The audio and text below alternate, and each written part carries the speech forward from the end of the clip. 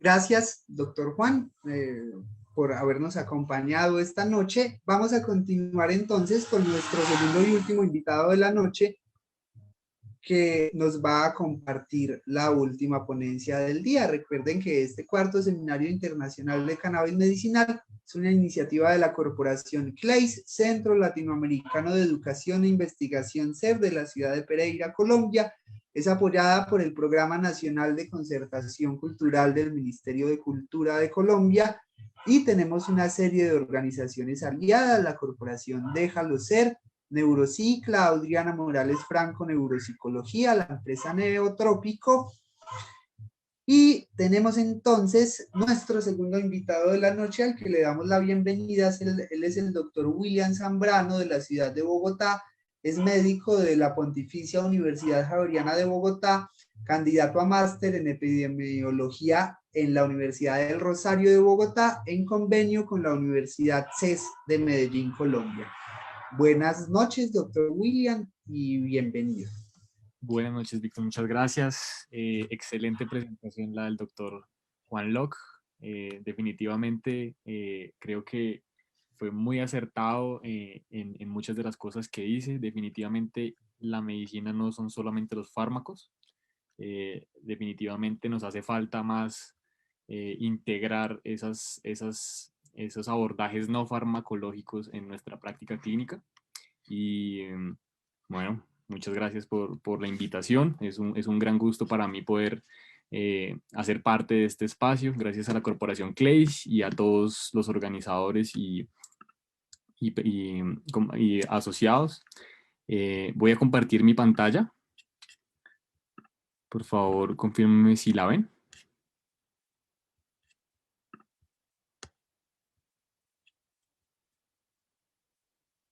¿Ven mi pantalla? Sí. Listo, Sí, muy bien. sí, William, perfecto. Bueno, entonces, para empezar, yo soy médico en la Universidad Javeriana, tengo formación en bases científicas y terapéuticas de cannabis y sus derivados. También tengo formación en desarrollo y comercialización de medicamentos. Trabajo como consultor de investigación para una compañía farmacéutica. Y cuando me invitaron, quise aprovechar esta oportunidad y hablar de este tema, porque el futuro a mediano y largo plazo nos dice y nos da indicios de hacia dónde se va a mover todo el tema del cannabis medicinal. Quise aprovechar esto para de pronto dar una perspectiva diferente. Espero que sea muy educativa y de pronto cambiar un poco la visión de la industria farmacéutica, o la forma en la que de pronto algunas personas lo ven, y, y de pronto abrir nuevos intereses, nuevos campos eh, eh, para este gran campo que definitivamente en el futuro nos va a traer no solamente maestrías y doctorados, sino posiblemente una especialidad completa relacionada con esto. Entonces, los temas de los que vamos a hablar hoy: vamos a hablar de algunas generalidades de la planta del cannabis, vamos a hablar algunas generalidades del sistema endocannabinoide, algunas del desarrollo de medicamentos y del desarrollo de medicamentos a base de cannabis, que definitivamente es un poco diferente al ser medicamentos derivados a base de plantas. Entonces, la pregunta en la cual me quiero enfocar y en la que quiero que, digamos, la pregunta que quiero resolver a lo largo de esta sesión es: ¿cuál es la diferencia entre los medicamentos artesanales, las fórmulas magistrales y los medicamentos de grado farmacéutico?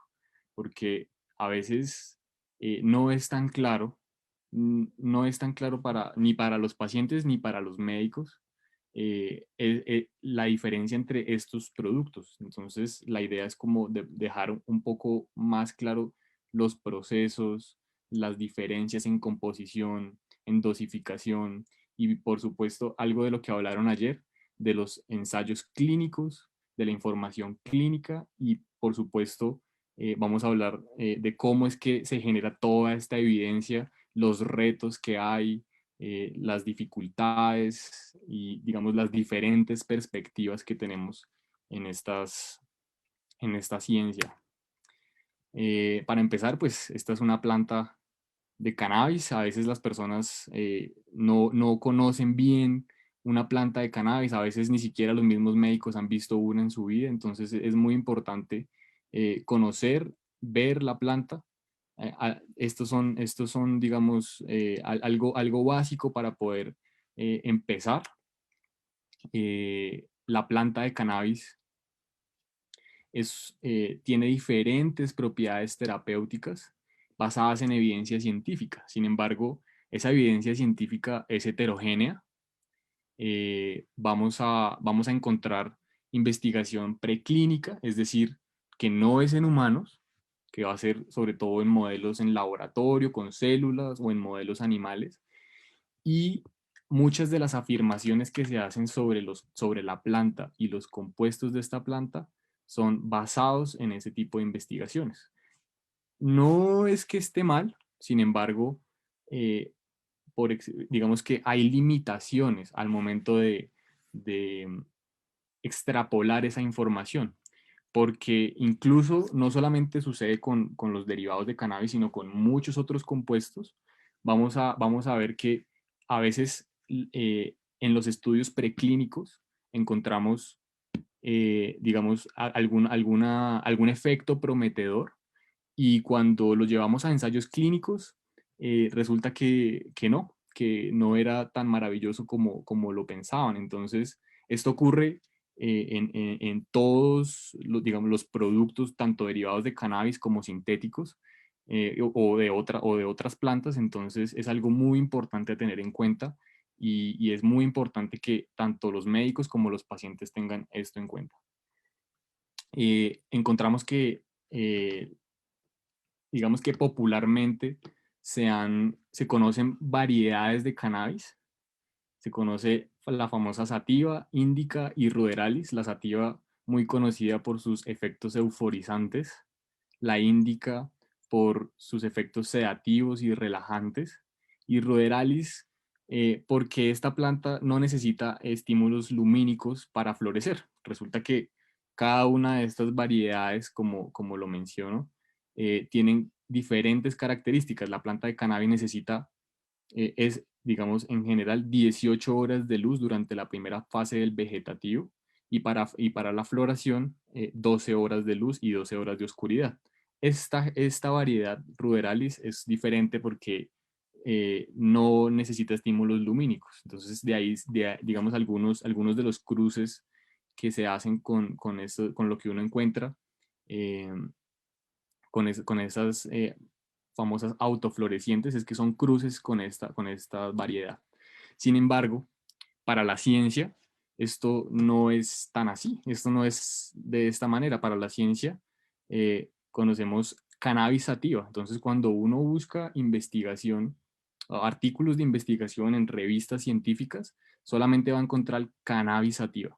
¿Sí? Cannabis hace referencia al género y sativa a la especie. Y esta planta, dependiendo de las características que tenga, pues se ha usado, digamos, con fines médicos, industriales y recreativos. Eh, las plantas tienen diferentes compuestos en diferentes proporciones. Digamos que en términos, para el uso medicinal, se han tenido en cuenta sobre todo los cannabinoides, los más estudiados algunos, no todos, terpenos y flavonoides. Sin embargo, encontramos que hay otros compuestos que a veces incluso no son deseados porque pueden interferir o, digamos, pueden, entre comillas, contaminar si hacemos algún tipo de extracción, sobre todo a nivel farmacéutico. Vamos a hablar un poquito más adelante de eso, les voy a hablar de eso. Y es importante entender que estos compuestos que tenemos aquí, los que nos interesan, los cannabinoides y los terpenos, se van a encontrar en estas estructuras. Estas estructuras básicamente contienen estos compuestos químicos, y son a los que se le atribuyen dichas propiedades médicas. la planta de cannabis, en la planta de cannabis se han identificado más de 500 compuestos. Miren, en este libro que es de 2012, se habían reconocido 545 compuestos entre cannabinoides y no cannabinoides. Y esto es muy importante porque desde una perspectiva de desarrollo de medicamentos, y vamos a verlo más adelante, cada uno de estos compuestos, entre comillas, tiene un potencial terapéutico. Ahora, cómo se investiga y cómo se usa, lo vamos a ver más adelante y eso va a ser muy importante a la hora de hablar de medicamentos, ya sean medicamentos de origen artesanal, fórmulas magistrales o productos de grado farmacéutico.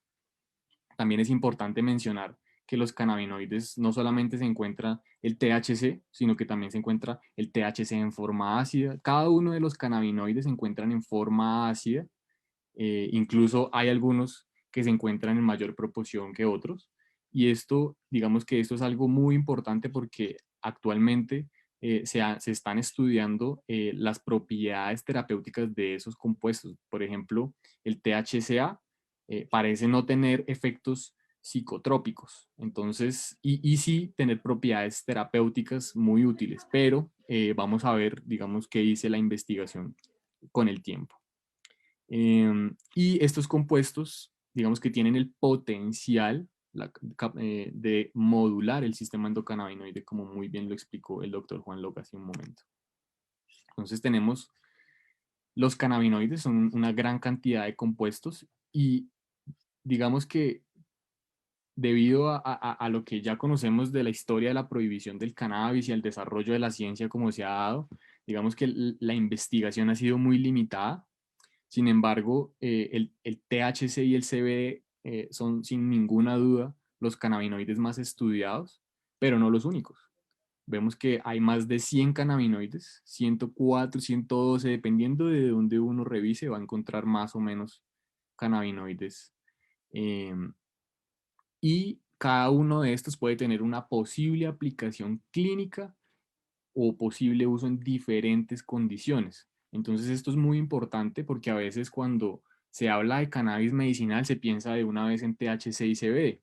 ¿Por qué? Porque son los compuestos que más se encuentran en la planta, en mayor cantidad, ¿sí? Sobre todo el THC por ser el responsable de la mayoría de los efectos psicotrópicos.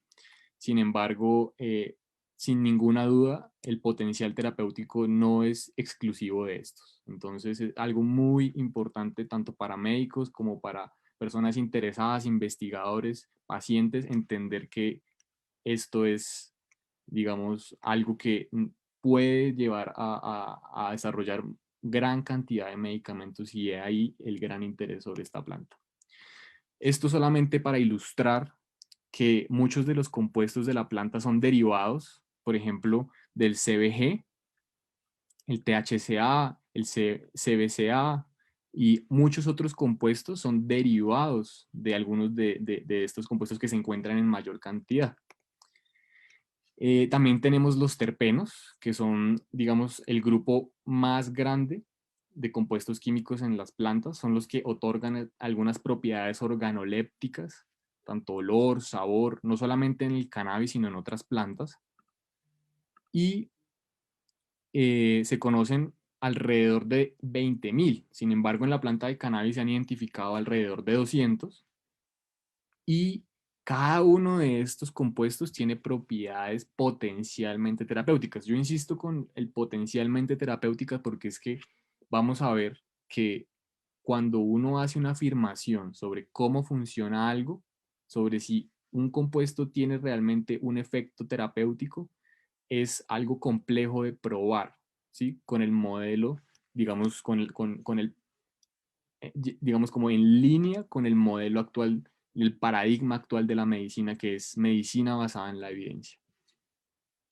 Cada uno de estos compuestos tiene el potencial de tratar diferentes condiciones, sin embargo, han sido algunos los que se han estudiado y en su gran mayoría han sido en estudios preclínicos. Sin embargo, en algunos medicamentos de grado farmacéutico como Sativex podemos encontrar algunos terpenos adicionales al CBD y al THC.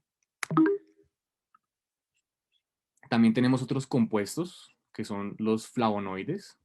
Se conocen más de 6.000 y en la planta de cannabis alrededor de 20. Estos compuestos se clasifican en diferentes subtipos. Lo más importante de esto es que estos compuestos también tienen un potencial terapéutico y se encuentran no solamente en el cannabis, como decía el doctor Juan Locke, hay estos compuestos los podemos encontrar en frutas y verduras que de alguna manera pueden llegar a estimular el sistema endocannabinoide. Sin embargo, probar esto es algo muy complicado. Ya más adelante vamos a ver por qué. Eh, digamos que algo que también es muy importante, tanto con los cannabinoides como con los terpenos y los flavonoides y otros compuestos, es que estos compuestos no solamente producen efectos por su estructura, sino que a veces se metabolizan y sus metabolitos, el resultado de ese metabolismo de esas sustancias, tienen otras estructuras que tienen otras funciones y que son potencialmente terapéuticos. Entonces esto también va a ser algo complicado. Más adelante les voy a mostrar un esquema en un ejemplo de dolor y eso va a ser algo que va a dificultar, digamos, como la investigación de la manera en que lo estoy mencionando. Em, digamos que aquí los terpenos se les ha otorgado gran propiedad, digamos como que se les ha otorgado basados en investigación preclínica, por supuesto. eh, Algunas propiedades podemos ver aquí, no sé si se alcanza a ver, traté de que fuera lo más grande posible, pero digamos, por ejemplo, el limoneno como un estimulante del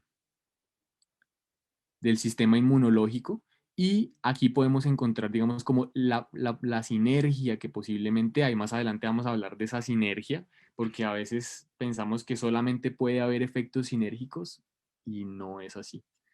Y cada uno de estos compuestos va a tener, digamos, un potencial terapéutico y va a tener unos compuestos que potencialmente pueden, o que pueden llegar a potenciar el efecto que deseamos. Em, Vamos a hablar un poquito del sistema endocannabinoide. Sé que tal vez ya lo mencionaron, sin embargo, cabe resaltar que es un sistema complejo de señalización celular, muy antiguo, presente en todos los mamíferos, en todos los vertebrados y que se encuentra distribuido en diferentes partes del cuerpo y que de acuerdo a su localización podemos llegar a esperar ciertos efectos con los cannabinoides. Eh, esta imagen me gusta mucho porque es muy útil para entender de pronto el rol de pronto de los cannabinoides mayores. Sin embargo, es importante mencionar que CB1 y CB2 son solamente algunos de los receptores que son estimulados por los cannabinoides y endocannabinoides. De hecho, hay una gran cantidad de receptores diferentes a los cannabinoides y eso es lo que hace tan complejo estudiar el sistema endocannabinoide, los fitocannabinoides, los endocannabinoides y los cannabinoides sintéticos. Sin embargo, es importante mencionar que estos endocannabinoides, perdón, que el sistema endocannabinoide tiene diferentes componentes, como mencionaba el doctor Juan Locke hace un momento, no solamente, no solamente los compuestos y los receptores, sino también enzimas que regulan la función de estos compuestos. Y esto va a ser muy importante porque parece ser que, que algunas enfermedades a las cuales no se les ha podido encontrar, entre comillas, una causa, ¿sí? Por ejemplo, voy a mencionar la fibromialgia, que es un gran problema de salud. Eh, no hay un marcador específico que uno pueda medir y que pueda decir, mire, usted tiene fibromialgia, no. Eso, o sea, la fibromialgia es un diagnóstico de descarte y muchas veces esa fibromialgia puede ser, puede que, ser, que con el tiempo se descubra una enfermedad. Entonces, se piensa que no solamente con la fibromialgia, sino con otras, eh, hay una disregulación del sistema endocannabinoide por alguna razón, ya sea por los endocannabinoides, los receptores o las enzimas. Y digamos que esto es de gran interés porque la modulación del sistema endocannabinoide puede llevar, digamos, a resolver con algunos de los síntomas, no a curar enfermedades. Es muy importante tener en cuenta esto.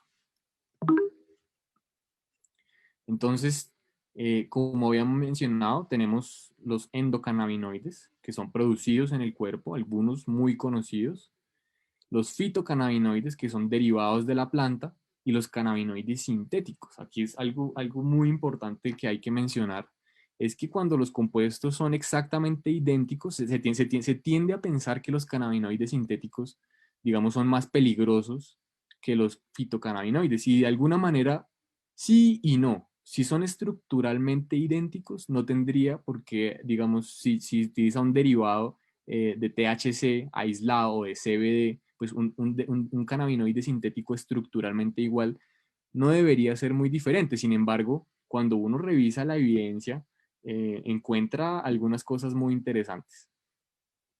Esto es algo que de pronto es algo complejo de entender, pero digamos que estos cannabinoides sintéticos se pueden em, modificar, se pueden modificar y de alguna manera otorgarle propiedades que los fitocannabinoides no tienen. Por ejemplo, se puede cambiar la estructura de alguna manera para que no sea degradado por, por las enzimas del sistema endocannabinoide.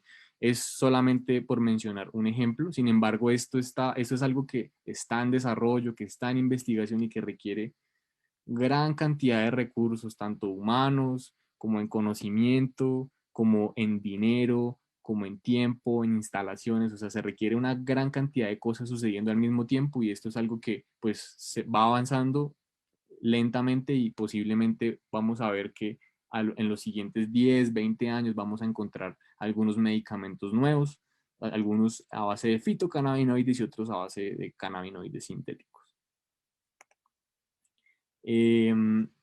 Entonces, como mencionaba, digamos, por ejemplo, la anandamida, que es un endocannabinoide, estimula los receptores. Esto de pronto para las personas que no son personal de salud o que no tienen, digamos, conocimiento en esto. eh, esto es una neurona y esto es otra neurona. Entonces, las neuronas se comunican a través de señales químicas. La anandamida, digamos que es muy afín a los receptores CB1, no exclusivamente, pero sí es muy afín y produce unos efectos. Entonces, el THC va a ser la sustancia que va a llegar a estimular principalmente, pero no exclusivamente, esos receptores CB1. Entonces, vemos aquí la complejidad, lo interesante de esto es la complejidad que, que la ciencia nos ha permitido de alguna manera entender, pero no en su totalidad, de los efectos.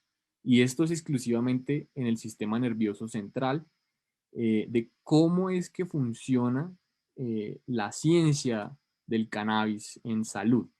Entonces es muy importante mencionar aquí que una disregulación del sistema endocannabinoide puede producir, digamos, síntomas o enfermedades y que esto nos puede ayudar a regularlo. Sin embargo, vamos a encontrar, digamos, algunos receptores, algunos mensajeros, de los cuales van a ser, digamos, objeto de otros medicamentos que no son derivados de cannabis, que son de la industria farmacéutica, son sintéticos y que van a buscar, de alguna manera, eh, estimular, digamos, estos mensajeros. O sea, esto no es solamente plantas, sino estamos hablando de rutas de señalización celular muy complejas. Por supuesto que ningún medicamento es perfecto, ninguno. Todos los medicamentos tienen efectos adversos, incluyendo los medicamentos derivados de cannabis. Entonces, esto es algo muy importante de entender porque a veces las personas relacionan cannabis con algo natural y que no tiene ningún efecto adverso y eso no es cierto. Vamos a hablar un poco de medicamentos y quisiera empezar por mencionar un poco el tema del uso recreativo y el uso medicinal, porque definitivamente es muy diferente tanto en el propósito con el que se usa el cannabis medicinal, como en las dosis, como en las formas de administrarlo, ¿sí? El cannabis medicinal, digamos que más adelante les voy a mencionar algunos de los avances que hay. Sin embargo, vamos a encontrar que son dosis controladas, que son dosis bajas y que lentamente pueden ir incrementando. Sin embargo, es importante reconocer que hay efectos secundarios y que hay contraindicaciones para el uso de terapia con cannabis. A veces uno encuentra algunas cosas que mm, pues dejan pensando y son preocupantes porque es importante que estos espacios se den para que las personas entiendan un poco mejor que no se trata solamente de algo natural, sino que pueden haber riesgos asociados. Eh, Se habla que la historia del cannabis es de alrededor de 10.000 años, sin embargo, podemos encontrar registros de hasta 10.000, 11.000, 12.000 años.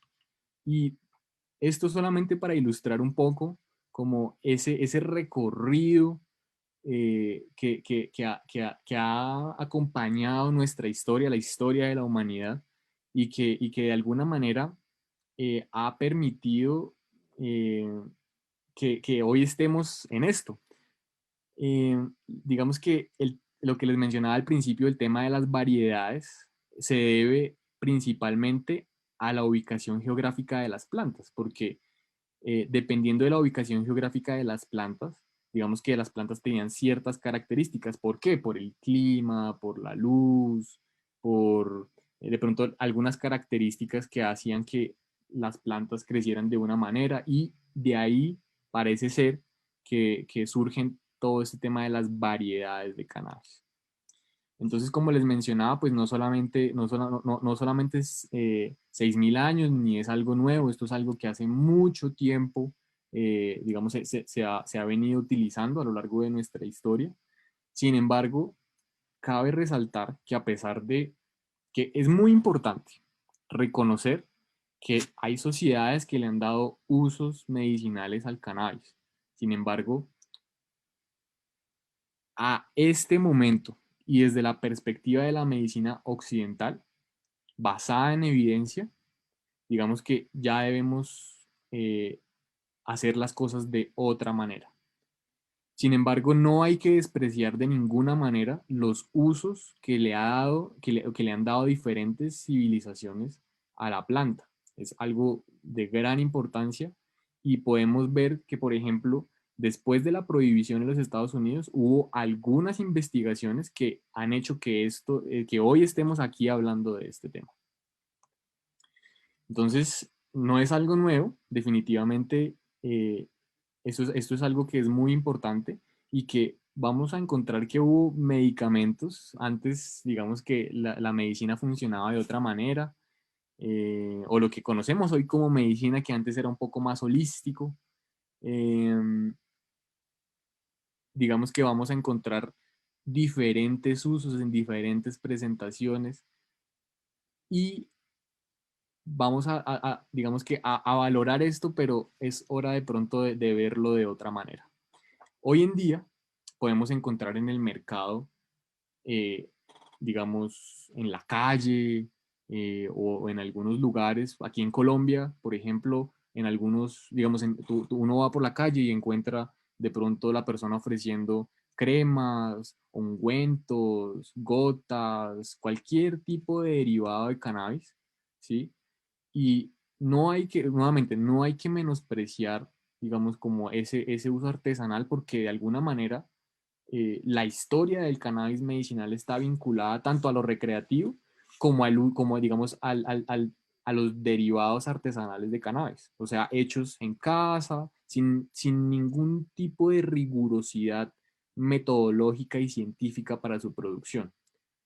Esto es algo importante porque en estos productos vamos a tener, digamos, o podemos llegar a encontrar algunas cosas que que pueden llegar a ser potencialmente nocivas para la salud. Si no solamente es importante que tenga cannabinoides, sino saber qué cannabinoides, qué compuestos derivados del cannabis y adicionalmente, pues esas plantas, dónde fueron fueron fertilizadas, en dónde estuvieron. Si no es lo mismo que las plantas sean cultivadas en una matera con ciertos cuidados con ciertos microorganismos que pueden ser potencialmente beneficiosos, con ciertos fertilizantes, a que haya sido cultivada en tierra. ¿Por qué? Porque puede haber uso de pesticidas, puede haber puede haber, por ejemplo, presencia de microorganismos. Y recordemos que este tipo de terapias no la buscan personas sanas, sino lo buscan personas enfermas. Y que posiblemente estén usando, por ejemplo, hace un rato preguntaban en artritis reumatoide, que es algo en lo que tengo experiencia, y es que muchas de estas personas utilizan terapia inmunomoduladora. Eso quiere decir que de alguna manera el sistema inmunológico está muy activo, se utilizan medicamentos para controlar esa respuesta inmunológica y de pronto usar un producto de estos puede ser potencialmente nocivo, puede producir una infección, no solamente por bacterias, sino por hongos y virus. Entonces esto va a ser algo de lo que hay que informarse, hay que tener, digamos, cuidado y definitivamente no hay que menospreciarlo porque yo soy consciente de que en algunos países, por ejemplo en Chile, se promueve el autocultivo para que las personas produzcan sus propios medicamentos. Sin embargo, no hay que desconocer, digamos, que tienen que haber algunos cuidados y es diferente si de pronto la persona lo cultiva, así de pronto lo compra. Vamos a ver un poco más adelante. También tenemos las formulaciones magistrales que definitivamente son muy útiles, como mencionaba el doctor Juan Locke. Allá también en Perú están utilizando las formulaciones magistrales. Estas son fórmulas personalizadas para cada paciente en el que el médico decide cuáles son los mejores compuestos y cuál es la mejor dosificación para cada paciente, según su caso, según sus necesidades. Pero estos productos por ejemplo, aquí en Colombia tenemos una normatividad muy estricta de cómo se deben producir estas fórmulas magistrales. ¿Sí? Se hacen unas centrales de mezcla que está a cargo de un químico farmacéutico que tiene una formación muy específica y las plantas que se utilizan para hacer esos extractos no son cualquier planta, son plantas que vienen, pues aquí en Colombia tenemos, digamos, se otorgaron unas licencias de cultivo, pero no solamente basta con tener las licencias, es importante que haya, por ejemplo, buenas prácticas de agricultura, ¿sí? Que sean genéticas estabilizadas, que haya trazabilidad digamos, de estos compuestos, de estos derivados, por ejemplo, darle una dosis específica a un paciente diferente a lo que podemos lograr con esto. Aquí usted va y compra las gotas una vez y eso tiene unas características, pero cuando usted va y compra otra vez las gotas tiene unas características diferentes. Lo que yo he aprendido en mi experiencia es que las personas cuando encuentran de pronto un proveedor legal o ilegal sin juzgar, continúan con el mismo, tal vez porque cultiva una variedad que tiene una cantidad de componentes que son los apropiados para tratar determinada condición. Y tenemos los medicamentos de grado farmacéutico. Definitivamente esto es algo un poco diferente porque necesita o tiene que pasar por unos pasos, valga la redundancia, hay unos requisitos para poder llevar los derivados de la planta a un medicamento de grado farmacéutico. Ya vamos digamos, tal vez con esto de la pandemia y con el desarrollo de las vacunas, hoy en día conocemos un poco más en la población general el tema de desarrollo, las diferentes fases de desarrollo farmacéutico. Sin embargo, es importante mencionar que estos productos, por ejemplo, miren, tenemos el Marinol, el Dronabinol, a mediados de los 60, un medicamento que tiene indicación para náusea y vómito por quimioterapia. Sin embargo, cuando uno va y habla con los oncólogos, por ejemplo, muchos de los oncólogos prefieren utilizar esto no como una primera línea, sino tal vez como una segunda o tercera línea de manejo. Y esto es un medicamento de grado farmacéutico y tiene evidencia. Sin embargo, no es el más robusto y no es la evidencia más sólida. Entonces, sí es útil, sí existe, sí se puede utilizar, sin embargo, tal vez digamos, no es para todo el mundo, que lo requiera, ¿no? Que tenga la indicación. Asimismo, los otros medicamentos. Eh, en esta industria también encontramos los medicamentos innovadores, es decir, los primeros en su clase. Y aquí en Colombia, por ejemplo, tenemos Neviot, que es, digamos, un genérico. Esto es importante, ¿por qué? Porque los estudios que se tienen que hacer con los originales, por ejemplo, los estudios son diferentes para los genéricos, porque ya se tiene identificado el compuesto, simplemente cambia la forma en la que se produce o cambia la forma en la que se sintetizan algunos compuestos. Digamos que eso va a variar de medicamento a medicamento. Esto es algo muy común en la industria farmacéutica, bien sabido, y digamos que, pues no quiero profundizar mucho en eso, pero básicamente esto tiene otra clase de procesos. Entonces, como decía, no es lo mismo que el medicamento salga de una planta así a que el medicamento, sea cual sea, salga de una planta así, ¿sí? Aquí nosotros, digamos, de alguna manera vemos una planta en buen estado, tal vez en mejores condiciones de cultivo. Esto pues no, digamos, no podemos determinar con claridad qué es lo que hay, no sabemos si tiene pesticidas, no sabemos si tiene hongos, bacterias, y algunos derivados se hacen con esto o con esto, no sabemos, y es muy difícil determinarlo. Entonces es algo que todo el mundo debería saber. Lo mismo para la forma en la que se cultiva. No es lo mismo que la planta sea cultivada en estas condiciones, ¿sí? Con luz, con espacio, con ventilación, con un determinado número de horas de luz, con, por ejemplo, cierto tipo de fertilización, con cuidados particulares, porque esas plantas se pueden contaminar. Así de pronto la planta se cultiva en estas condiciones.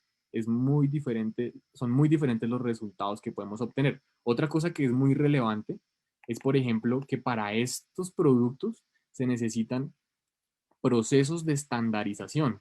Es decir, no, para poder producir un medicamento de esto se tiene que utilizar una variedad estabilizada en ciertas condiciones y que me garantice que siempre voy a obtener lo mismo, que siempre voy a obtener lo mismo. Y eso es de gran importancia, no solamente para los pacientes, sino en los procesos de desarrollo farmacéutico.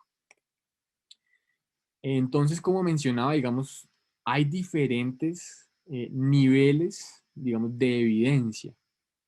Esos niveles de evidencia, digamos, lo que inicialmente o como empezó esto en el mundo de la ciencia fue con reportes de caso, que de pronto uno de los más famosos es el de Charlotte, que esta niña con síndrome de Dravet, que le prepararon algunos medicamentos de forma artesanal, y esas formulaciones la ayudaron, y eso fue, digamos, el boom de, digamos, eh, publicitario de la industria del cannabis como la conocemos hoy, un reporte de caso en el que no se conoce bien como la composición de los compuestos, sin embargo es a base de cannabis, pero como ya he mencionado, no todas las plantas son iguales, no todas las condiciones de cultivo son iguales, y eso digamos que puede variar. Tal vez si uno revisa la historia de Charlotte, no fue con la primera variedad que lo probaron, sino que fue con varios intentos a ver cuál funcionaba mejor hasta que encontraron una. ¿Listo? Eh, y estos reportes de casos son de gran importancia, es tal vez lo que más se encuentra. Tal vez hoy en día un poco más, digamos, de estudios, sin embargo, de otro estilo, ya los vamos a mencionar, sin embargo, eh, en este momento, para el desarrollo de fármacos y a base de cannabis y sus derivados, son muy importantes estos estudios, estos ensayos clínicos. Definitivamente los ensayos clínicos son de gran relevancia y hacen parte, digamos, como del tope de la pirámide. Es de gran importancia. ¿Por qué? Porque con esos ensayos clínicos controlados, aleatorizados, nosotros podemos probar de alguna manera que lo que estamos viendo, el efecto que estamos viendo, por ejemplo, en cosas tan difíciles de medir como el dolor, que puede ser muy subjetivo de acuerdo a cada persona. Entonces, por ejemplo, creo que es muy popular el tema de los placebos. Si uno, si por ejemplo yo quisiera darle, yo quisiera probar si el efecto placebo, yo le podría dar a una persona decirle, mire, esto tiene CBD y esto le puede ayudar. El simple hecho de decirle que eso tiene CBD y que lo puede ayudar ya puede hacer que haya un efecto. Sin embargo, lo que se busca con estos ensayos clínicos controlados con grandes cantidades de pacientes es probar que ese efecto no es debido al azar, que lo que estoy viendo no es debido al azar, sino que definitivamente es efecto de los compuestos que estoy usando, el que sea, no solamente a base de cannabis, sino de todos los medicamentos. Por eso, digamos, el tema de las vacunas con los ensayos clínicos digamos que ese desarrollo fue muy rápido, pero porque la tecnología con la que se crearon las vacunas, digamos que ya se venía elaborando desde hace muchos años y simplemente pues se usó para este caso. Algo muy importante es que estos ensayos clínicos, cuando uno comienza a revisar los ensayos, se da cuenta de muchas cosas que son limitaciones, que, pues por supuesto son difíciles de controlar. Sin embargo, hay que aprender de esto y mejorar la calidad de los estudios futuros. Porque a veces, por ejemplo, uno encuentra que en estudios se utiliza, aquí en Colombia no es legal, pero en algunos países se utiliza, por ejemplo, la vía oral, la vía inhalada, perdón, la vía inhalada, y se compara eh, o- con otros medicamentos o con placebo incluso, se hacen unos placeos, sin embargo es un poco difícil porque el olor de la planta es muy característico y eso puede de alguna manera sesgar los resultados, las personas saben, sí, saben qué es lo que están usando a veces. Entonces es algo un poco complicado. Ayer el doctor Gustavo Ortega mencionaba el tema de, de, de estos productos y cómo, digamos, incluso darle un sabor a estos productos es importante y que todo sepa igual, porque es que a veces las personas pueden tener efectos que no se puede saber bien si es por el medicamento, si estamos hablando de dolor, no sabemos si es por el medicamento o simplemente porque el dolor mejoró, porque como decía hace un momento el doctor Juan Locke, esto no se trata solamente del medicamento, esto se trata de un abordaje integral. El dolor, por ejemplo, puede mejorar si usted tiene un propósito de vida, si, si por ejemplo usted lo hace feliz alguna cosa, hacer eso, digamos, puede mejorar el dolor, hacer ejercicio, ¿no? Entonces, todos esos factores entran a jugar un rol en estos análisis de esos ensayos controlados. Incluso la forma de administración, la dosificación, los compuestos, cuando se utilizan, cuando se revisan en los estudios, a veces dicen, es un medicamento a base de cannabis, pero no se caracteriza y no puede ser cualquier caracterización, tiene que ser con técnicas muy apropiadas y validadas para poder determinar que efectivamente ese medicamento que se está usando tiene unos compuestos y por eso es tan difícil, eh, digamos, cuando se hacen esas revisiones sistemáticas, que se incluyan estudios. Cuando uno ve, hay cientos de estudios y cuando hacen las revisiones sistemáticas se incluyen solo algunos. ¿Por qué? Por la heterogeneidad de los compuestos. Entonces, esto es una limitación, sin embargo, invito a los investigadores digamos, a tratar de abordar esto de otra manera. Yo creo que es nuestra responsabilidad sacar adelante, digamos, esta ciencia y darle, digamos, el nivel que realmente requiere hacer, digamos, este tipo o desarrollar este tipo de productos de grado farmacéutico. Em, digamos que para el desarrollo de medicamentos hay digamos, unos principios, unas reglas muy básicas eh, y de alguna manera, aunque digamos no es algo abierto, digamos, al público, em, lo que se busca siempre es encontrar nuevos fármacos y lo que sucede es que digamos, el desarrollo de un fármaco puede costar mucho dinero. O sea, desarrollar un fármaco, uno de los medicamentos que a veces se encuentran en las farmacias puede costarle a la industria farmacéutica alrededor de 1 o 2 billones de dólares. Todo el desarrollo, desde tener todas las moléculas candidatas hasta que sale al mercado. Entonces, a veces se piensa que la industria farmacéutica es un negocio muy grande y definitivamente lo es, pero también se hacen unas inversiones enormes. Y sin ninguna duda, la industria farmacéutica se ha encargado, digamos, de desarrollar y apoyar la ciencia. Entonces, esto es algo en lo que tanto los pacientes como los investigadores debemos tener en cuenta, porque no se trata solamente, digamos, de alguna manera, entre comillas, de satanizar la industria farmacéutica, sino que realmente es algo que no viene a veces de dineros públicos, sino que viene de dineros privados. En algunos países sí, en algunos países definitivamente sí digamos, se incentiva el desarrollo de medicamentos. Por ejemplo, eh, hay algunos, digamos, en las enfermedades raras, hay unos incentivos, hay una reglamentación en los Estados Unidos que busca promover el desarrollo de medicamentos y de hecho, hace poco tiempo, la FDA otorgó a una compañía farmacéutica eh, una cosa que se llama Orphan Drug Designation y eso básicamente les permite a ellos hacer investigación y fue con un derivado de cannabis para una enfermedad que se llama epidermólisis bullosa.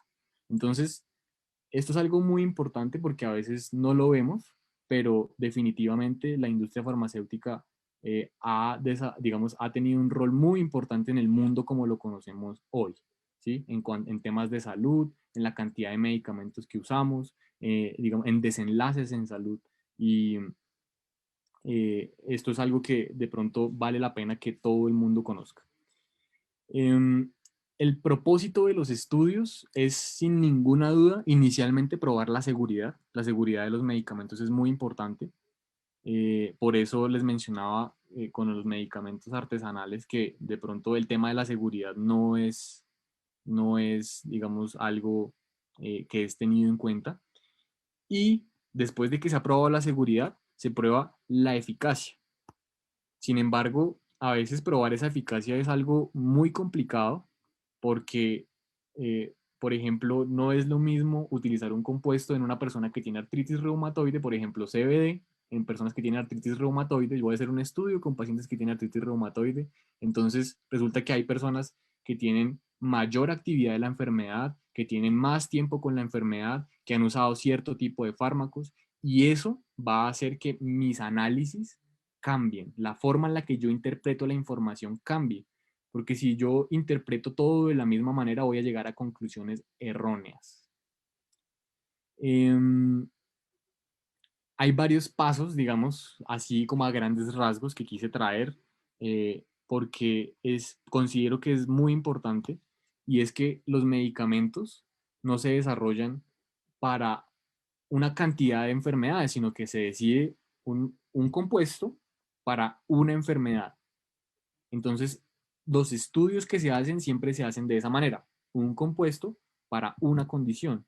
Y no solamente la condición, sino que también es importante cómo voy a aplicar, cómo voy a usar ese medicamento, cómo se lo voy a dar al paciente y también cómo, digamos, cuáles son las vías por las cuales el medicamento va a actuar, a dónde va a llegar, ¿sí? Y esto tiene que ser probado, esto no funciona eh, con algunos hallazgos, esto tiene que ser estadísticamente probado. La estadística es la base fundamental del desarrollo de medicamentos. Entonces, como les mencionaba, digamos que hay unos procesos de desarrollo, hoy en día se conoce un poco más por el desarrollo de las vacunas, sin embargo, vale la pena mencionar que, digamos, en la industria tradicional, o como la conocemos, siempre todo viene de la investigación básica, clave para poder encontrar compuestos que pueden ser potencialmente útiles en algunas enfermedades. Se utilizan en modelos celulares, en laboratorio y en modelos animales. Sin embargo, esos modelos no son perfectos. Podemos encontrar algunas cosas que pueden sugerir que hay algunos efectos, sin embargo, hay muchas limitaciones de esto. El proceso de desarrollo preclínico puede tomar de 3 a 6 años. O sea, esto es una inversión de dinero, de tiempo, de recursos muy grande. Y al final, solamente llegan algunos. De esos 5 o 10 mil, llegan, digamos, 5 a la última fase de desarrollo, a la fase 3. ¿Por qué? Porque en estas fases, fase uno, fase 2 y fase 3, se prueba la seguridad, se prueba la eficacia. ¿Listo? Y cada una de estas fases va a tener unos tamaños de muestra diferentes. O sea, los grupos en los que lo voy a probar no son estrictamente 20 o 100, eso se elige de acuerdo a la condición y alguna cantidad de variables relevantes. Sin embargo, es importante mencionar que cada vez que se va avanzando en una de estas fases, que incluso pueden ser combinadas, eh, perdón, podemos encontrar que lo que estábamos, que lo que encontramos aquí en la investigación básica resultó no ser tan cierto. Puede ser errores de metodología, pueden ser dificultades en los análisis en los pacientes, sin embargo, pues no avanzan. Y no avanzan y eso se queda ahí. Entonces, cuando ya se llega a la fase 3 de desarrollo, más o menos han transcurrido 6 a 7 años. Entonces, miren todo, por eso les decía, en los próximos 10 a 20 años podemos llegar a encontrar algunos medicamentos. Sin embargo, esto es algo que requiere una gran cantidad de factores, no solamente a los investigadores, sino inversión y el personal apropiado para poder desarrollar todos estos, digamos, estos estudios. Esto es una gran cantidad, esto se traduce en una gran cantidad de estudios. Ya cuando el medicamento llega a fase 3, digamos que la probabilidad de éxito es muy alta y incluso cuando se le da la autorización de mercadeo por entidades regulatorias, digamos en Estados Unidos la FDA, en Europa la EMA y aquí en Colombia el INVIMA y otras entidades en cada uno de los países, eh, igual se continúan, a veces se entregan las autorizaciones para el desarrollo de los perdón, para la comercialización de los medicamentos que ya han sido probados con ciencia, que realmente se está produciendo un efecto y que no es debido al azar. Salen los medicamentos al mercado y aún siguen en vigilancia. Entonces se continúan haciendo estudios para ver si hay interacciones entre medicamentos, para ver si de pronto hay algunas otras condiciones para las que funcione, o si de pronto hay algunos, de pronto dan la autorización y dicen, tiene que hacer estudios en determinada condición para ver si de pronto eso causa malestar. Digamos, hay medicamentos que han estado en el mercado durante un tiempo y unos años después se han dado cuenta de efectos adversos y han sido retirados del mercado. ¿Sí? Por ejemplo, la ranitidina es uno de los medicamentos que tuvo una alerta, lo pueden buscar en Google. eh, y aquí el INVIMA en Colombia sacó una alerta sobre la ranitidina y digamos, hay otros medicamentos que también han sido, digamos, retirados del mercado. Bueno, digamos que existen diferentes medicamentos con diferentes compuestos y definitivamente los ensayos clínicos son la base de, digamos, del avance y el desarrollo de estos compuestos con diferentes indicaciones. Miren que aquí tenemos, por ejemplo, el dronamiral, que es un derivado sintético del cannabis, eh, el Epidiolex, que es CBD derivado de la planta, y aquí tenemos otros, mire, por ejemplo, el Sesamet, que es otro derivado sintético del cannabis. Aquí tenemos dos derivados diferentes del THC y han sido probados en ensayos clínicos y se ha encontrado que sí funcionan y en qué dosis funcionan y en qué dosis son seguros. No se trata simplemente de decir esto funciona o no, sino cómo funciona, a quién le funciona, en qué dosis funciona, cómo se debe usar y cuáles son los riesgos, por supuesto. Siempre los eventos adversos deben ser reportados. Entonces, es muy importante considerar esto que es muy mencionado, el tema del efecto entourage o efecto séquito, y es que algunos de los compuestos de cannabis pueden interactuar entre ellos y hacer efectos sinérgicos, tener efectos sinérgicos, es decir, que potencian el efecto deseado. Sin embargo, algo de lo que no se habla mucho es del efecto parasitage, que es que se producen efectos completamente opuestos al deseado. Y esto es algo descrito y muy importante para el desarrollo de medicamentos, incluso no solamente para el desarrollo, sino que en los compuestos, digamos, a base de cannabis, no sé, a veces cuando no se han identificado bien los compuestos que tienen, uno no sabe si realmente todo lo que hay ahí produce un efecto sinérgico o antagonista. Entonces, esto es algo que es de gran importancia para el desarrollo de medicamentos. Incluso para las formulaciones magistrales es importante usar compuestos que sean sinérgicos y que utilicen, perdón, y que de alguna manera produzcan el efecto deseado. Y esto va a ser importante para el desarrollo de medicamentos y para los pacientes. Al final, nuestro objetivo es dar lo mejor a nuestros pacientes. Y pues para concluir, les quería mostrar, por ejemplo, aquí tenemos una neurona, esta es la neurona presináptica, ¿sí? Y aquí tenemos una neurona que es la que recibe la información, llamada postsináptica. De alguna manera, esto es esquemático, esto no es tan así, sin embargo, por ejemplo, las vías del dolor el dolor se transmite a través de unas fibras muy específicas, unas fibras nerviosas, que son las fibras C y las fibras A delta, que tienen diferentes velocidades de conducción de los estímulos. Entonces, vamos a encontrar que cuando hay inflamación, por ejemplo, alguien que tiene artritis reumatoide, eh, va a tener moléculas proinflamatorias que se producen, se liberan y producen dolor, ¿sí?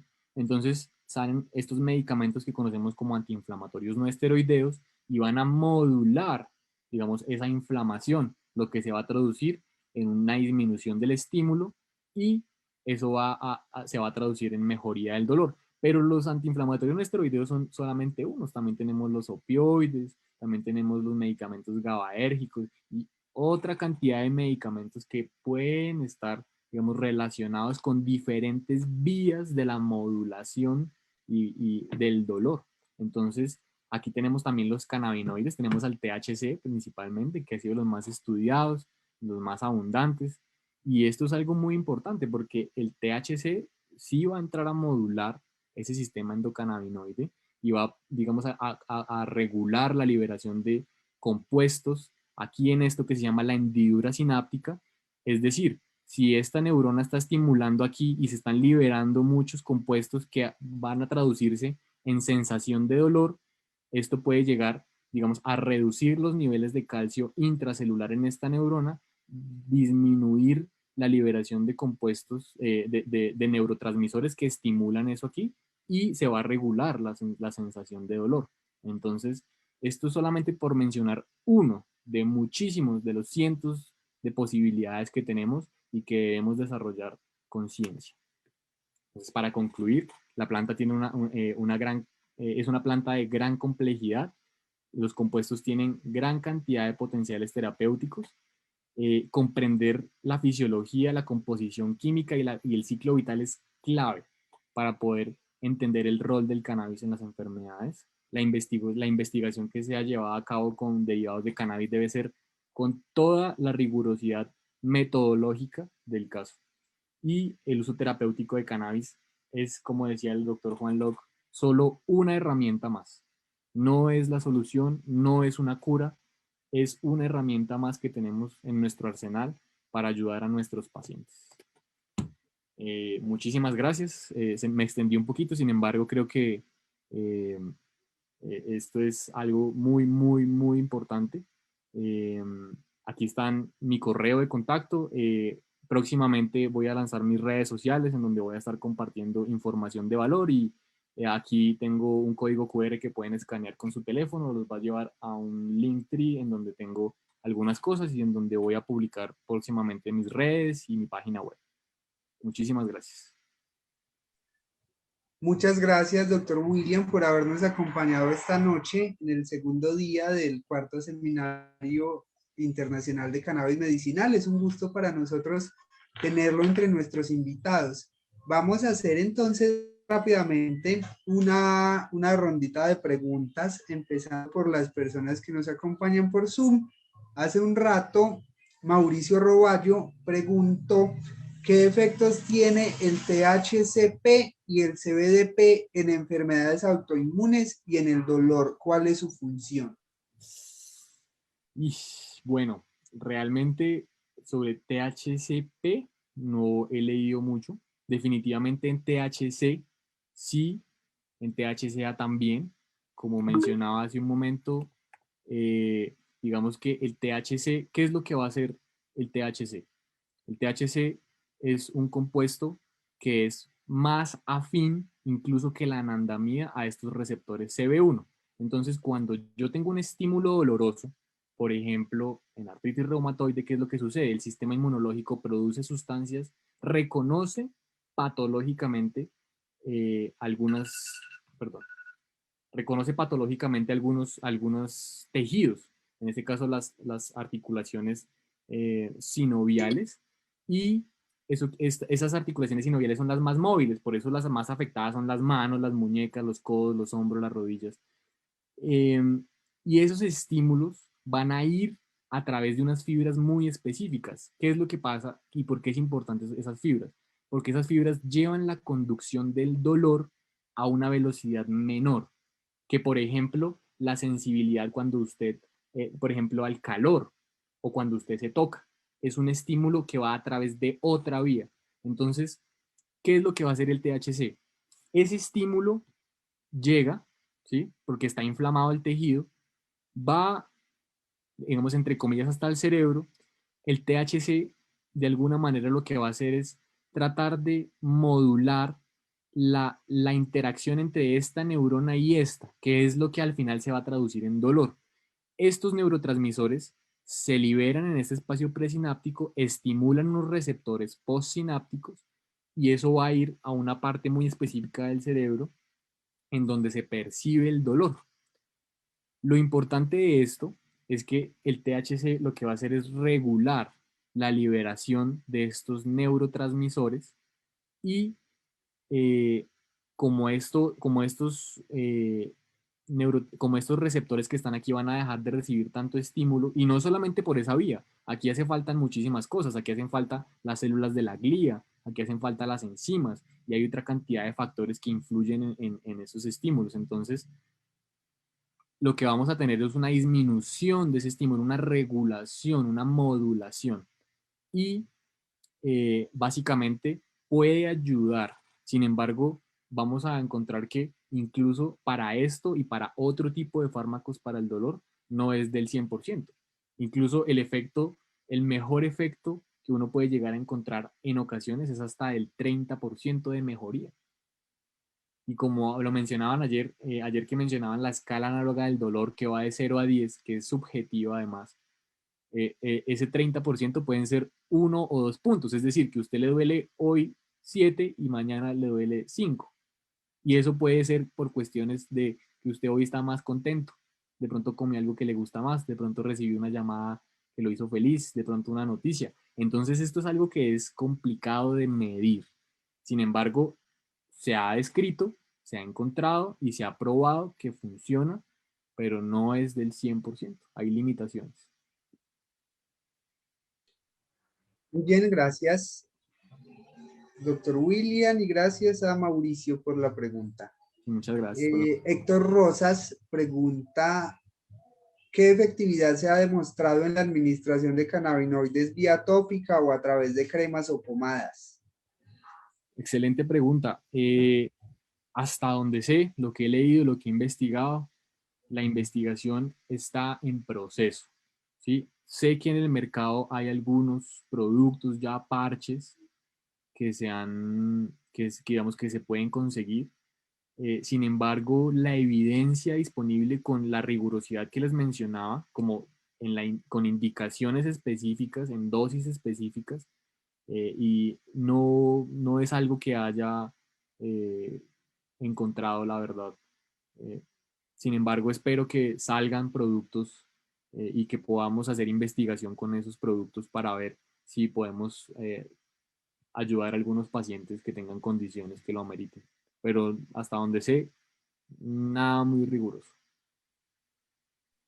Porque a mí también me parece muy interesante esa pregunta, porque digamos sale un poco del tema médico o científico y podríamos decir que sí, cierto, pues, digamos el alcohol de la abuela en muchas casas, por lo menos en esta región del país, ¿verdad? que tiene la flor de la marihuana adentro del alcohol funciona para los dolores, ¿cierto? Por lo menos en mi familia y las abuelas les funciona. Entonces, digamos que en Sí. cuanto a saber tradicional, podríamos decir que es muy funcional y funciona muy bien, ¿no?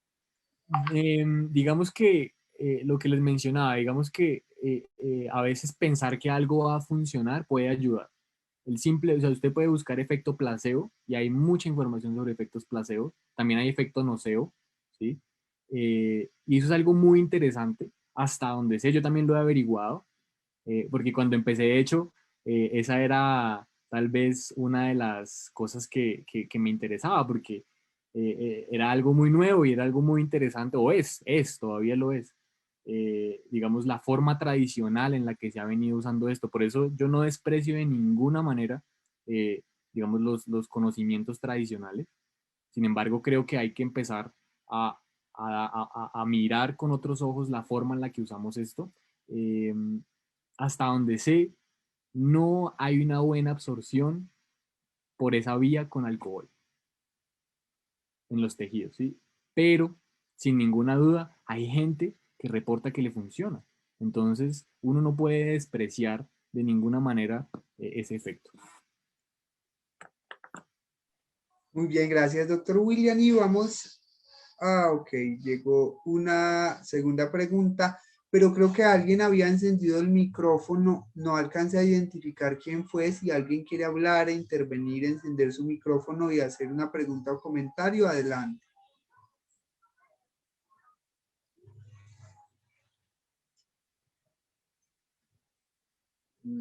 Bien, vamos entonces a leer otras dos preguntas que tenemos por aquí.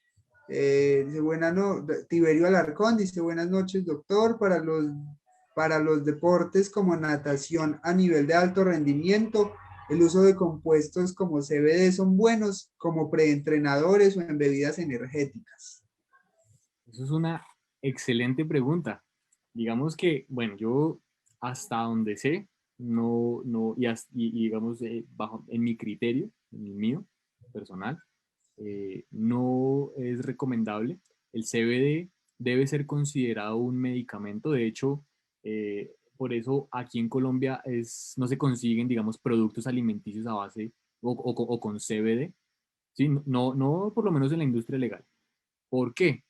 Y en otros países también, porque es que el CBD no puede ser considerado un alimento y un medicamento. Es un medicamento y tiene riesgos y se metaboliza en el hígado. Y es muy importante entender eso así. Yo no lo recomendaría para preentrenamientos o alguien que no tiene una condición de salud que lo requiera realmente. Respeto, digamos, como digamos, la opinión o la experiencia de otras personas, sin embargo, en la mía no es algo que recomendaría. Bien, muchas gracias. Nos dice Juliana Rúa. Hola, doctor, buenas noches. Soy una paciente con lupus que consume cannabis medicinal. También tomo medicamentos inmunosupresores. En el momento, micofenolato de mofetil. ¿Cuál sería la forma más adecuada de consumir el CBD y el THC y las concentraciones?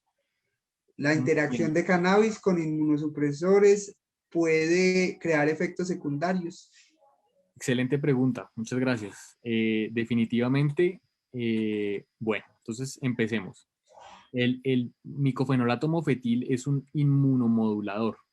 Esto quiere decir que de alguna manera el sistema inmunológico está muy activo, ¿sí? Atacando de pronto algunos tejidos, ¿sí? El lupus es una enfermedad que es muy diversa. Uno puede encontrar gran cantidad de síntomas y gran cantidad de afecciones, incluso, pues yo trabajé en un centro de investigación de enfermedades autoinmunes y por eso sé esto. Y sin ninguna duda, los medicamentos inmunomoduladores pueden tener ellos solos efectos secundarios, ¿sí? Ahora, son muy útiles porque mantienen a las personas, digamos, alejadas de crisis, de episodios que pueden ser muy severos y que pueden llevar incluso a enfermedad renal crónica. Yo creo que eso te lo debió haber formulado un reumatólogo. Es muy importante. Sin embargo, eh, para el uso concomitante de cannabinoides, no solamente de cannabinoides, sino de derivados de cannabis, porque hay otros compuestos que también pueden ser útiles, eh, digamos que el uso de estos medicamentos debe ser vigilado por un médico que sepa, que tenga experiencia. Las concentraciones son muy variables. ¿Por qué? Porque depende de los objetivos de la terapia.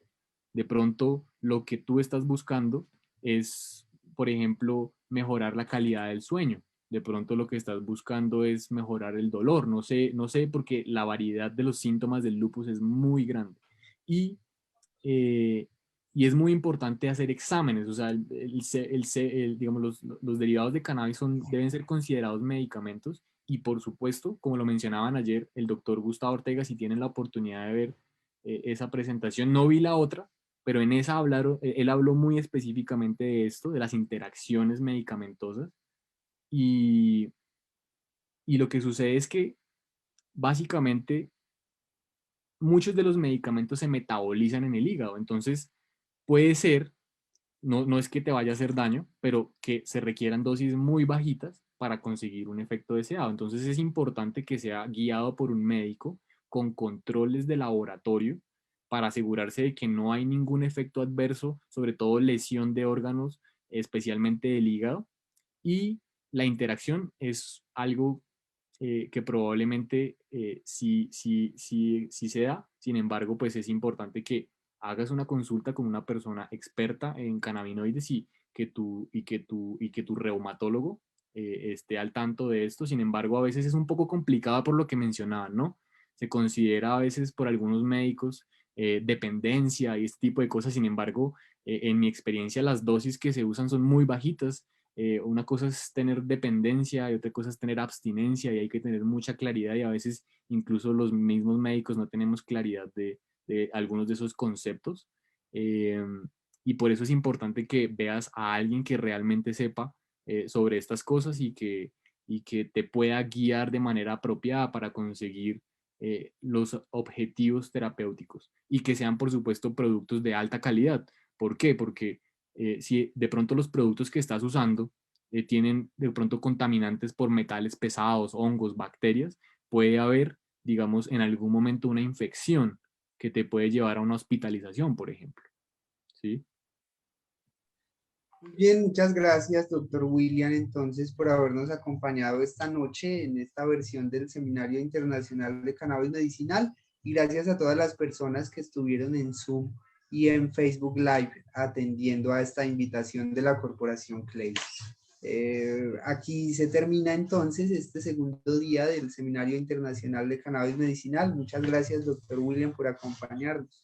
Claro que sí, no, a ustedes muchísimas gracias por la oportunidad. Espero que estos espacios sean más frecuentes y muchas gracias por la invitación. Gracias a las personas que se quedaron para escuchar esto tan interesante y bueno, ahí tienen mis datos de contacto. Cualquier cosa, estoy disponible para cualquier duda o requerimiento. Muchas gracias. Muchas gracias, doctor William. Feliz noche y feliz noche a todas las personas que nos escucharon hoy por Facebook Live y por nuestra sesión de Zoom. Este es el cuarto Seminario Internacional de Cannabis Medicinal de la Corporación CLAYS, Centro Latinoamericano de Educación e Investigación CER, y que es posible gracias al apoyo del Ministerio de Cultura y su Programa Nacional de Concertación Cultural y de nuestras organizaciones aliadas. Muchas gracias a todos ellos por acompañarnos y hacer posible este evento. El día de mañana tendremos el último día del Seminario Internacional de Cannabis Medicinal con la doctora Estefanía Alfaro de Perú, con una ponencia que se llama Endometriosis y una luz en su camino, los cannabinoides, la doctora Diana Ríos de Colombia, secuelas post-COVID y cannabis, un nuevo desafío, y cerramos con Diego González, el director de la empresa Neotrópico, con una ponencia que se llama ¿Cómo va el negocio del cannabis medicinal en Colombia? Muchas gracias a todos ustedes por acompañarnos y nos volvemos a encontrar mañana. Feliz noche.